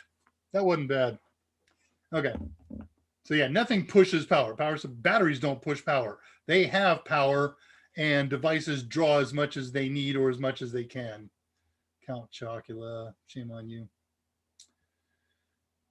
Burberry's cologne. I thought Burberry was a kind of tea. Or no, Burberry is a kind of carpet, right?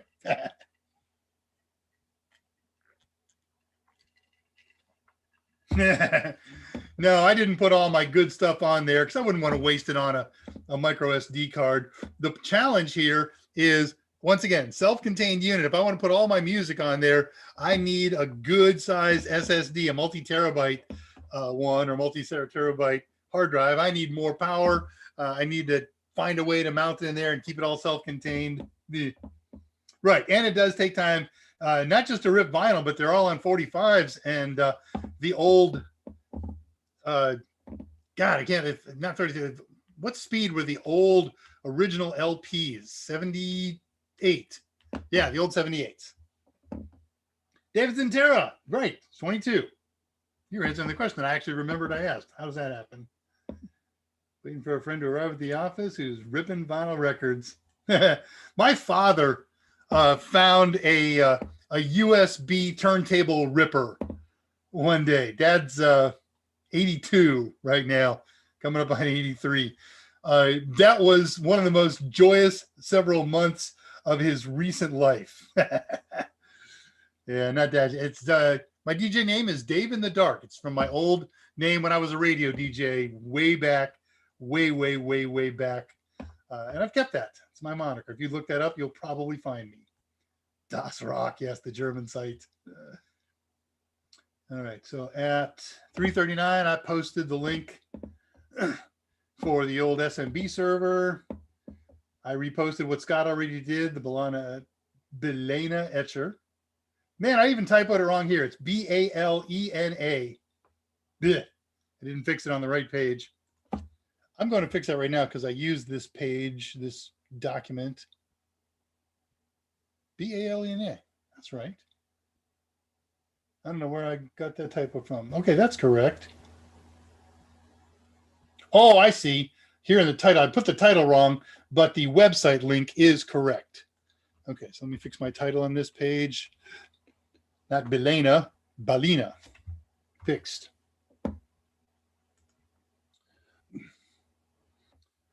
Thermal paste pass. How are we doing here? 46. Good. I got some other good stuff to share with you. 78's good. Yeah, 33's. That's the current one.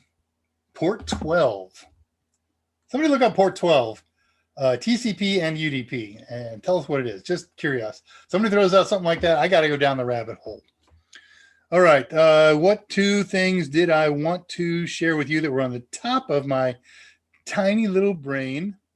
I know one. The other one's gone. I don't see much in a new count, but maybe there's some people who left and people who came back and people who are going to check the end of the show in the archive. So I'm going to put up the info again, ever so briefly, about how to register for the giveaways for the August 6th 1-year anniversary show, 1-year drama show. You got to send me an email, and you're going to do that by sending it to pi, just the letter PI, letters, at totalsem.com. I got to get that entry by midnight, my time, Houston, Texas, Central Time, August 5th, because that's when I'm going to sort the last of the entries and put them in the hopper. And the email must include these 4 fields: your YouTube moniker, your first name and last name. You want to argue that's 2 fields, fine. Your email address, do me a favor, put it in the email so I don't have to go pull it out of the header, and your mailing and or shipping address. And again, if you do me a big favor and put that all on one line, makes it a lot easier for me to copy and paste into the single field that I need on my spreadsheet. And then during the contest, I'm going to draw those names at random from a hat for a given prize. And you have to respond with your YouTube moniker to say, yes, I'm here. And that will trigger you as a winner. You will have won that prize, and you don't have to contact Kathy Yale or any of that stuff because we got your info right there in your email. Isn't that just cool? What's going to happen there? Oh, I see. Okay. Okay, anybody come up and look up 12? Somebody did it. Don't know. I just threw it out there. I do that all the time. I just love to toss out a non sequitur every now and again. So 1-year show, there's an announcement over on the Discord channel. Scott has posted the link for that at 3:48. I'm going to be posting announcements all over the place for the next 3 weeks while we do that. It's going to be on LinkedIn a couple of times between now and then. It'll be on the Raspberry Pi forums. It'll be on a couple different Reddit forums. We'll do refreshers here on Discord. It'll be on Udemy announcements and the Total Seminars webpage, www.totalsem.com. You get it. And we're gonna push this like crazy. This is going to be a great show and have a really good time interspersing it with these giveaway. I don't know what to call it, a raffle. I think there's legal ramifications of calling it a raffle. So they're giveaways based on random selections. Jason Helm, TCP/12 uses TCP protocol. It's one of the main protocols in TCP networks. Thank you. Air is one of the molecules that is constituted in air. We know what TCP is, requires handshaking. Okay, so nothing useful. I'm anonymous. Hey, I've been thinking about something. I don't know what to do with this yet, but drama. I like drama. I love the name of the show for drama. And then we were doing some stargazing the other day, looking at Andromeda. And it dawned on me that there needs to be something Andromeda. And at a minimum, I'm going to make some swag. I'm going to make shirts. It'll be drama shirts and Andromeda shirts and whatever. Feel free to email me your ideas, your thoughts, kind of shag or swag that you might interest. Not sure if you're hanging your own or my Andromeda reference.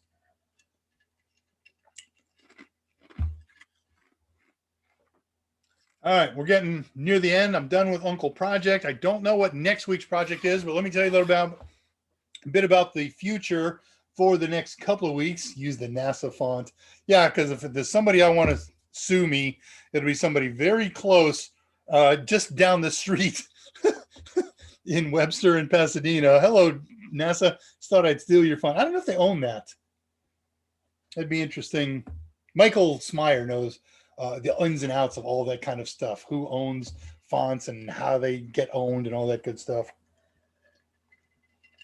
All right. Any other comments, questions? Get them posted now. Man, I had something that I was going to toss out once again, but it has slid by. All right, we'll come up with something. Boy, it was a late turnout today. Sorry about that, guys. Oh, yeah, next 3 weeks. So I don't know what I'm going to do next week. Some kind of project, something cool. The week after that, I am on the road. Got to go back and visit some relatives in the Midwest. Haven't seen Dad in ages. We talk a lot, and text and email. He likes email because he's 82. But I haven't been face to face with him in a few years, and so got to see him and some other folks. And my 40th high school reunion is that weekend, not this upcoming weekend, but the following. So I want to make that one, show them how fat and gray I got, and see who else got fatter and balder. Oh, I'm sorry you're bald. But I will do a show. I will have arrived in my state destination. I expect late Thursday night, worst case early Friday morning, and I'll find a place to do. It'll be a short show, probably an hour or so, and it'll be all Q&A and all hype about the show the following week. So the following week is the anniversary show. That's why I didn't do the anniversary show on that date, because that would have been within a day of the year that we did it. Excuse me. But I wouldn't, I'm not going to drag a pile of pies and all that good stuff along with me. That just doesn't make sense. And it makes TSA unhappy to have all those electronics in your kit. So 6th, we're going to do hopefully RetroPie if I get all the kinks and bugs worked out. If not, I'll find something really cool. The whole point of this anniversary show is to do something that everybody really wants to do. When we launched this thing in June of 20, and I said, what kind of stuff do you want to do? RetroPie. And I just never wanted to do RetroPie. It certainly doesn't have much connection to CompTIA, but we've covered so much CompTIA ground that I don't feel bad making a little foray away from that topic now and again. And so this one, we're just going to do this one totally frivolous, no CompTIA stuff. Let's just game. And it's going to be a lot of fun. The research that I did was huge. I think there's a lot of folks who do the RetroPie project. It's pretty easy to do, but they don't do the research. They don't understand the underpinnings and what's going on and why RetroPie works and what games work and what games don't work and why they do or don't work. The legality of games. I won't put a lot of effort into that, but there's a lot of people who get a lot of games from repositories for whom they don't actually have permission to gather those games. Even companies that you can't say long gone out of business, but games that are long since no longer produced are still owned by entities and individuals, and they have rights to those copyrights and sales. And so somebody ought to be getting paid for these things.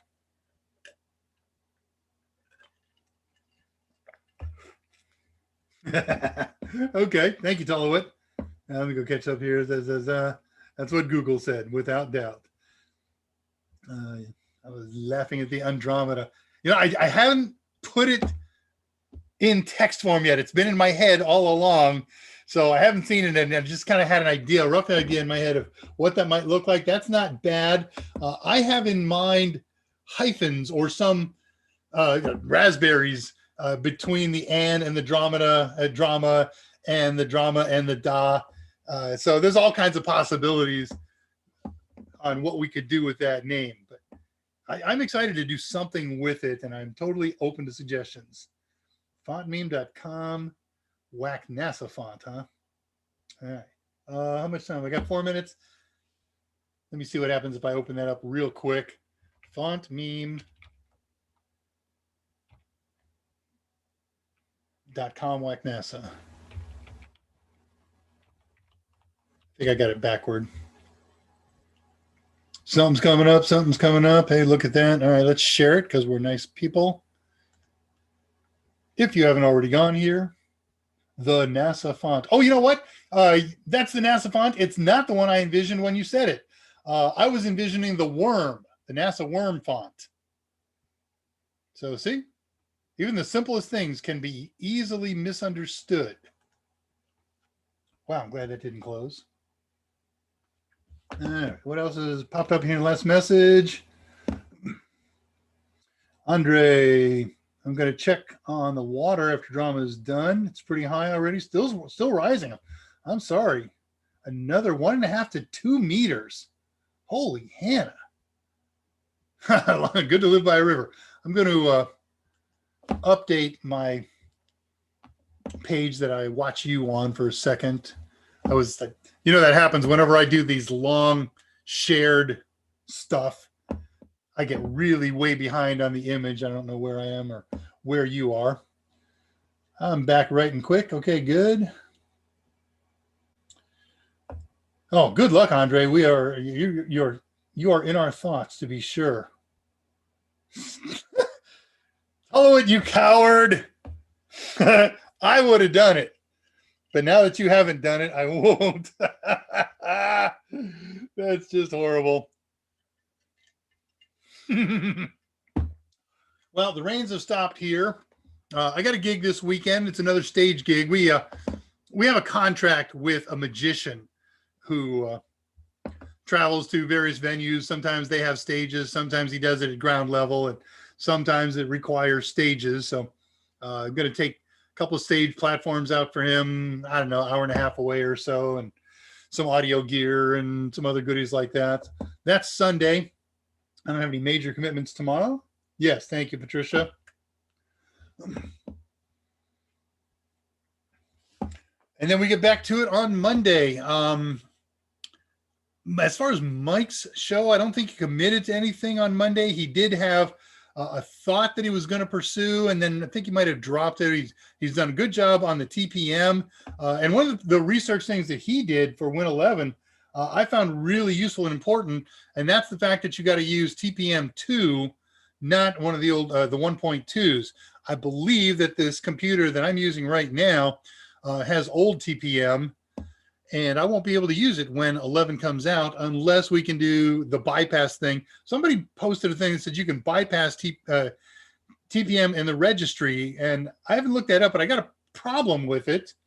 Windows isn't up yet to read the registry, and Secure Boot says I'm not going to boot Windows unless the appropriate signature is there. So I'm kind of curious to figure out how that all works, but I'm also looking at this. It's a 5-year-old laptop, and this may be the opportunity to say, hey, new laptop time. Speaking of time, we are out of time. We're in the last 20, 15 seconds, something like that. So let's shut this thing down, nice and quiet and gentle like. As always, my gratitude. Okay, you're off the meeting. Scott won't be able to make Discord tonight. Good luck with your meeting tonight. Thank you for all of your support, Scott. You and Mike have a really good and powerful, positive meeting. See you on Monday. So my gratitude to Mike, to Michael, to Scott, to Total, and most of all to you who come here for these things. And we'll hopefully continue to. I know I'll get you for at least the next 3 weeks as we learn more and more about the anniversary show. I am David Rush, Senior Instructor at Total Seminars, Resident Pi Specialist, wishing you a great and safe weekend. Take care of each other. Take serious steps to stay healthy. Call your parents, visit them. Same for the rest of your family. And don't forget, technology is great, but the greatest resource that we have are you and I. So good night. I usually close off with, I'll see you on Discord, but I can't go to Discord, but I will see you on the AMAs next week. And until then, I am out of here.